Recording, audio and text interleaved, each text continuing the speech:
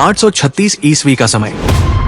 मंदौर के राजमहल में राजा नागभट्ट द्वितीय के पुत्र के जन्म पर पूरे नगर में उल्लास की लहर दौड़ रही थी। ज्योतिषी ने बालक को देखकर कहा, यह बालक केवल प्रतिहार वंश की शान नहीं, बल्कि संपूर्ण भारतवर्ष का रक्षक बनेगा। इसके पराक्रम के किस्से दूर दूर तक गाए जाएंगे।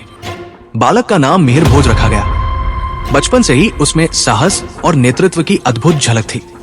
मिहिर भोज को युद्ध कला, राजनीति और धर्मशास्त्र का ज्ञान प्रदान किया गया। उनके गुरु उन्हें अक्सर महाभारत और रामायण की कहानियां सुनाते थे। वे कहते, तुम्हारा धर्म केवल शासन करना नहीं, बल्कि इस भूमि को सुरक्षित रखना है। एक दिन जब वे किशोर हो गए थे, एक छोटा सा पड़ोसी राज्य प्रतिहारों की सीमाओं पर हमला कर बैठा। मिहिर भोज ने अपने सैनिकों का नेतृत्व करते हुए इस आक्रमण को विफल कर दिया। ये उनकी पहली विजय थी, जिसने उन्हें एक कुशल सेनापति के रूप में स्थापित किया। राजा नागभट्ट द्वितीय की मृत्यु के बाद मिहिर भोज ने युवा अवस्था में ही गद्दी संभाली।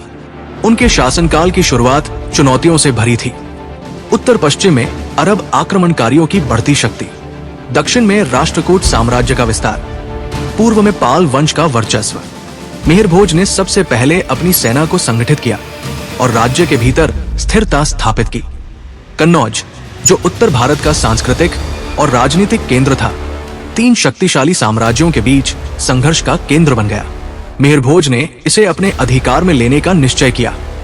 राष्ट्रकूटों और पालों ने मिहिर भोज के खिलाफ एक गठबंधन किया। मिहिर भोज ने अपने विश्वास पात्र सेनापति को यह कहते हुए भेजा, हम अपनी मातृभूमि के लिए लड़ेंगे, चाहे कुछ भी हो, कन्नौज हमारा होगा। मिहिर भोज ने 3 मोर्चों पर युद्ध किया।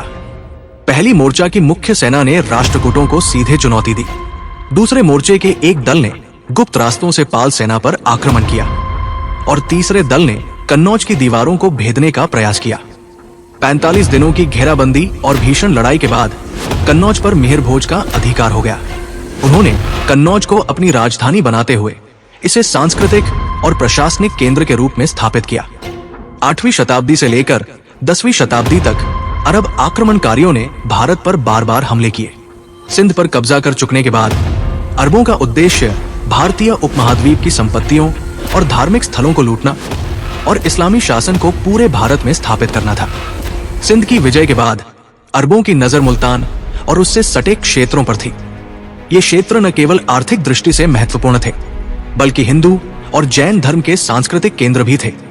गुर्जर प्रतिहार साम्राज्य के सम्राट मिहिर भोज ने अरबों के बढ़ते आक्रमण को एक गंभीर खतरे के रूप में देखा। उन्होंने इस चुनौती का डटकर सामना करने का निर्णय लिया। उनका उद्देश्य केवल अपने साम्राज्य की रक्षा करना नहीं था, बल्कि भारतीय सभ्यता और संस्कृति को बाहरी आक्रमणकारियों से बचाना भी था। अरब आक्रमणकारियों ने भारत में प्रवेश करने के लिए सिंध और मुल्तान के रास्तों का उपयोग किया। उनके हमले तेज, सुनियोजित और धर्म प्रेरित थे।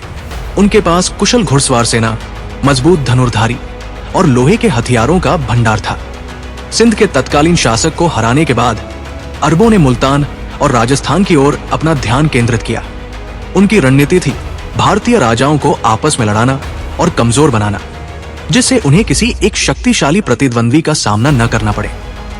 मिहिर भोज को यह समझने में देर नहीं लगी कि ये लड़ाई केवल एक क्षेत्रीय संघर्ष नहीं है, बल्कि भारत की अस्मिता और सांस्कृतिक पहचान को बचाने का युद्ध है।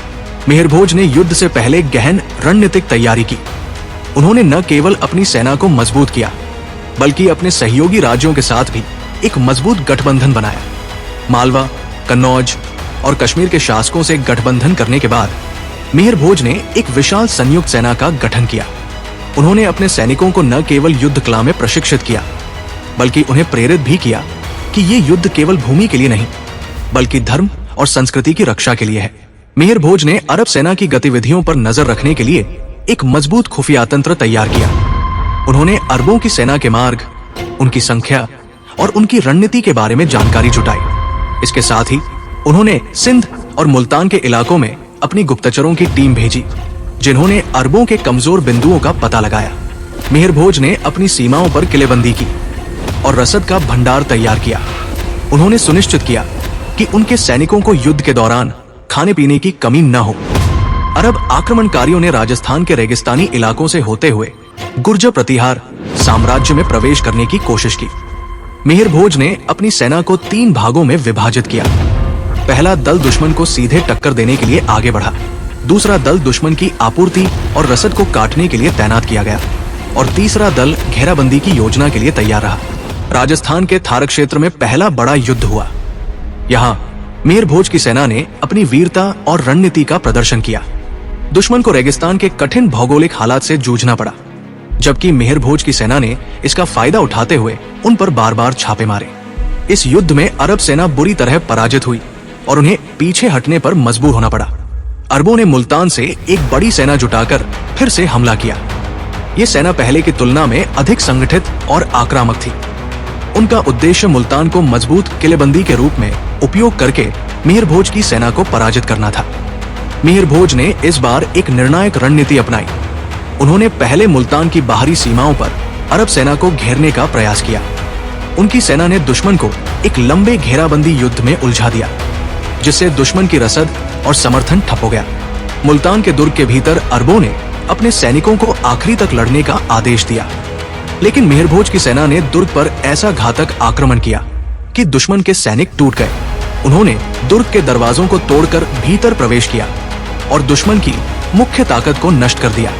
अरब आक्रमणकारियों ने अंतिम प्रयास के रूप में सिंध से मदद मंगाई, लेकिन मिहिर भोज ने अपनी सेना को पश्चिम की ओर भेजते हुए सिंध और मुल्तान के बीच की संचार लाइनों को पूरी तरह नष्ट कर दिया। एक निर्णायक युद्ध मुल्तान के पास हुआ, जहां मिहिर भोज ने अरबों की बची खुची सेना को भी पूरी तरह से नष्ट कर दिया। इस युद्ध में मिहिर भोज ने अपनी महान नेतृत्व क्षमता और सैन्य कौशल का प्रदर्शन किया। अरब आक्रमणकारी हार मानने पर मजबूर हो गए और भारत की सीमाओं से पूरी तरह पीछे हट गए। मिहिर भोज की इस विजय ने भारत की पश्चिमी सीमाओं को सुरक्षित कर दिया। अरबों की सेना सिंध तक सीमित हो गई और भारत में उनका विस्तार रोक दिया गया। मिहिर भोज ने इस युद्ध के माध्यम से भारतीय सभ्यता, धर्म और संस्कृति को बचाया। उन्होंने मुल्तान और सिंध के धार्मिक स्थलों का पुनर्निर्माण कराया। इस युद्ध ने दिखाया कि भारतीय राज्य जब एकजुट होते हैं तो वे किसी भी बाहरी शक्ति को पराजित कर सकते हैं। ये विजय मिहिर भोज के साम्राज्य को मजबूत करने और उनके प्रभाव को पूरे उत्तर भारत में फैलाने का कारण बनी। अरब आक्रमणकारियों के विरुद्ध मिहिर भोज का युद्ध भारतीय इतिहास में केवल एक सैन्य संघर्ष नहीं था, बल्कि ये भारतीय संस्कृति और सभ्यता को बचाने की एक महान गाथा थी। उनकी इस विजय ने भारत को एक लंबे समय तक बाहरी आक्रमणों से सुरक्षित रखा और उन्हें एक महानायक के रूप में स्थापित किया। सम्राट मिहिर भोज, जो गुर्जर प्रतिहार साम्राज्य के सबसे महान शासकों में से एक माने जाते हैं, उन्होंने अपने जीवन में कई युद्ध लड़े और अपने शासनकाल के दौरान साम्राज्य को नई ऊंचाइयों तक पहुंचाया। मिहिर भोज की मृत्यु उनके लंबे और गौरवशाली शासनकाल के बाद हुई। मिहिर भोज की मृत्यु 885 ईस्वी के आसपास मानी जाती है। उनकी मृत्यु का कारण ऐतिहासिक रूप से स्पष्ट रूप से दर्ज नहीं है, लेकिन ये माना जाता है कि उन्होंने वृद्धावस्था में स्वाभाविक रूप से अंतिम सांस ली। मिहिर भोज के जीवन का अंतिम काल भी धार्मिक योगदान और जन कल्याणकारी योजनाओं से जुड़ा रहा।